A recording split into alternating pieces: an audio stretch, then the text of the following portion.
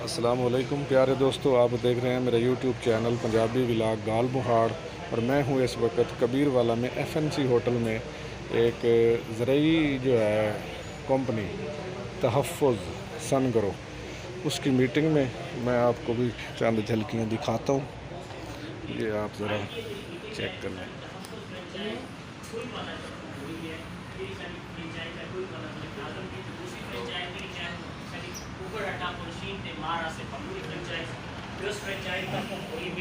मैं अपनी फ्रेंचाइज की तरफों, अपनी कंपनी की तरफों और अपने मोहतरम मुजर साहब तरफों तमाम दोस्तों तमाम जिम्मेदार भाइयों वेलकम करता, खुश आमदीद कहना जे अपने कीमती वक्त चो टाइम कट के तशरीफ लैके आए हैं। अज की जी मीटिंग है ये 30 तो 35 मिनट की होएगी। असी मेन क्रॉप्स के उत्ते जी इस टाइम इलाके मौजूद है, लगी हुई है। जी बंपर क्रॉप साड़ी राइस है लग रही है, कपाह जी है वो खड़ी है। असी इस तो इलावा भी जी आने वाली जी फसलों ने जिस तरह मक्की है उसकी असी गल करा तफसीलन गल करने वास्ते करते हैं। रिस्पैक्टेड RM नवीद अकरम गुजर साहब को वेलकम करता है जो नाल मुख्तलिफ असलाह के बारे कंप्लीट तफसीली गल करें।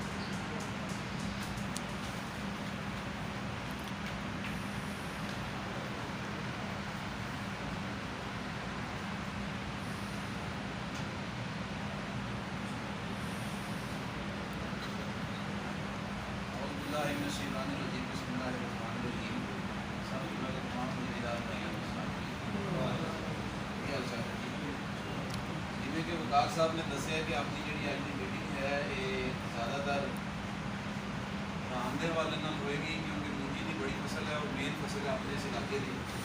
और कई जिम्मेदार डबल मूंजी भी लगा रहे हो डबल मूंजी और मूंगी जी है ये दिन ब दिन इजाफा भी हो रहा है और रेट भी इंशाल्लाह इसका बेहतर ही मिलेगा।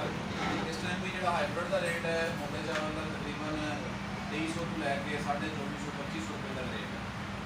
ये भी मैं समझना कि कुछ दोस्त जोड़े हैं ने खास तौर पर जितने कढ़ाइयाँ शुरू हुई ने, आरिफ वाला है, बागपतन है, साहिवाल का एरिया है, बिहाड़ी का कुछ एरिया अपने को भी तकरीबन कढ़ाइयाँ शुरू हो चुकी ने रोटी है पूरी इंडिपेंडेंस।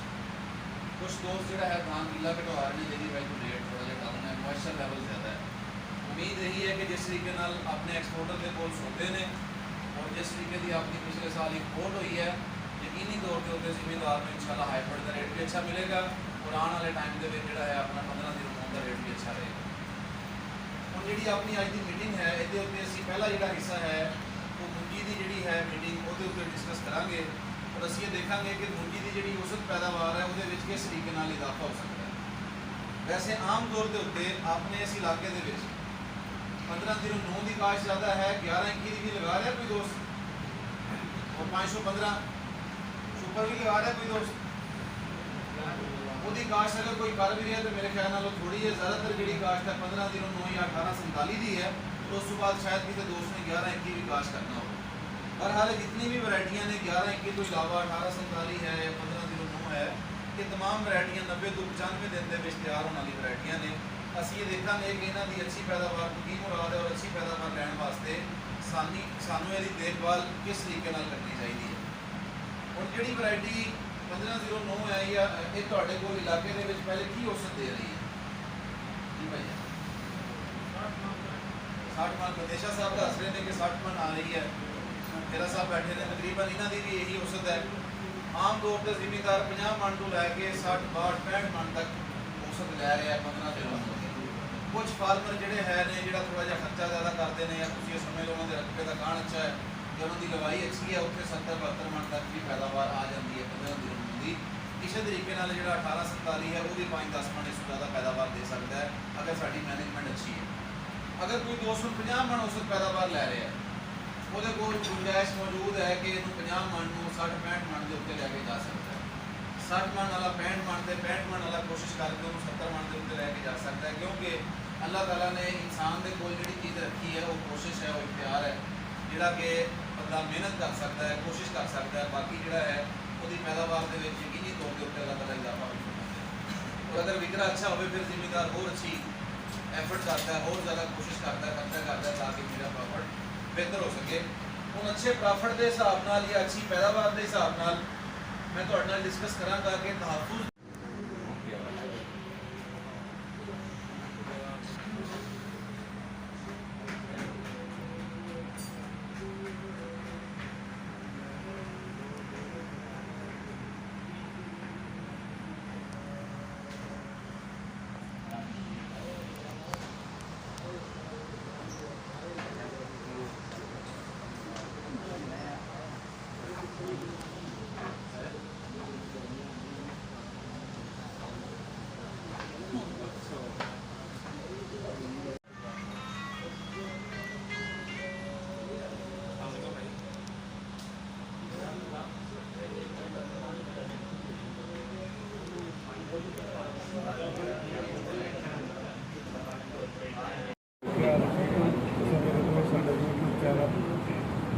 गाल मोहाड़ पंजाबी विलाग असा इस वक्त मौजूद है FNC कबीरवाला तहफ़्फ़ुज़ सरबरो ज़रई अद्वियात की कंपनी की मीटिंग के जितने दोस्त मौजूद हैं बड़ी बेहतरीन मीटिंग हुई कि ज़रा तमाम शुरका जो जरा दिखाते हैं तो भाई नाजिद तो आप चेक करेंगे।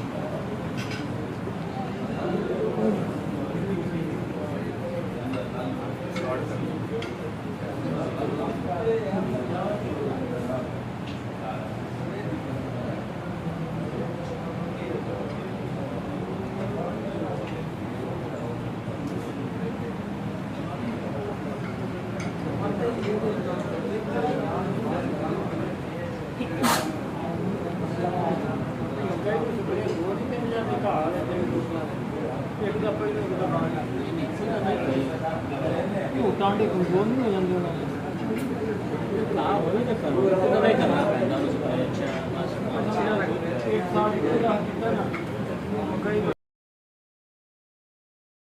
ਠੀਕ ਹੈ ਜੀ, ਇਹ ਤੁਸੀਂ ਪਨੀਰੀ ਦੇ ਉੱਤੇ ਕਰਕੇ ਆਪਣੀ ਪਨੀਰੀ ਨੂੰ ਮਹਿਫੂਜ਼ ਰੱਖ ਸਕਦੇ ਹੋ। ਬਾਕੀ ਹੈ ਜੜੀ ਬੂਟੀ। ਜੜੀ ਬੂਟੀ ਅਗਰ ਪਨੀਰੀ ਦੇ ਵਿੱਚ ਮੌਜੂਦ ਹੈ ਤੇ ਉਹਨੂੰ ਕੰਟਰੋਲ ਕਰਨ ਵਾਸਤੇ ਰਾਈਜ਼ਾਬਾਮ ਪਲੱਸ ਇਸ ਟਾਈਮ ਪਨੀਰੀ 18-20 ਦਿਨ ਦੀ ਹੋ ਜਾਏ, ਇਹ ਇੱਕ ਪੈਕ ਕਿੱਲੇ ਦਾ ਵੀ ਹੈ, ਵਿੱਗੇ ਵਾਲਾ ਵੀ ਹੈ। ਅਗਰ ਕਿੱਲੇ ਵਾਲਾ ਪੈਕ ਹੋਏਗਾ ਤੇ ਤੁਸੀਂ ਉਹਦੇ ਜਿਹੜਾ ਹੈ ਆਪਣਾ ਹਿੱਸੇ ਬਣਾ ਸਕਦੇ ਹੋ। ਅਗਰ ਵਿੱਗੇ ਵਾਲਾ ਪੈਕ ਹੈ ਤਾਂ ਵੀ ਉਹਦੀ ਡੋਜ਼ ਬਣਾ ਕੇ ਮਰਲੇ ਦੇ ਹਿਸਾਬ ਨਾਲ ਜਾਂ ਕਨਾਲ ਦੇ ਹਿਸਾਬ ਨਾਲ ਉਹਨੂੰ ਤੁਸੀਂ ਸਪਰੇਅ ਕਰ ਸਕਦੇ ਹੋ। ਇਹਦੇ ਨਾਲ ਨੋਕੀਲਾ ਔਰ ਚੌੜਾ ਦੋਵੇਂ ਜਿਹੜੀ ਬੂਟੀਆਂ ਪਨੀਰੀ ਦੇ ਵਿੱਚ ਕੰਟਰੋਲ ਹੋ ਜਾਣਗੀਆਂ ਔਰ ਪਨੀਰੀ ਨੂੰ ਕਿਸੇ ਕਿਸਮ ਦਾ ਕੋਈ ਨੁਕਸਾਨ ਨਹੀਂ ਹੋਏਗਾ। ਇਸ ਤੋਂ ਇਲਾਵਾ ਸਭ ਤੋਂ ਵੱਡਾ ਮਸਲਾ ਜਿਹੜਾ ਇਸ ਟਾਈਮ ਸਾਡੇ ਵਾਸਤੇ ਹੈ, ਜ਼ਿਮੀਂਦਾਰ ਵਾਸਤੇ, ਉਹ ਘੋੜਾ ਘਾਸ ਹੈ।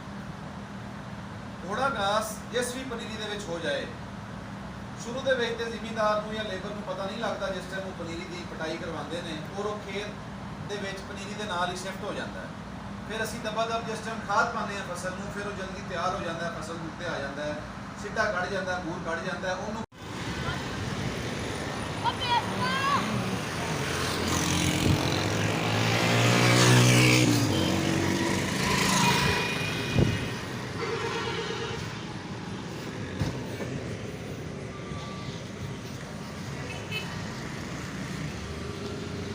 होता है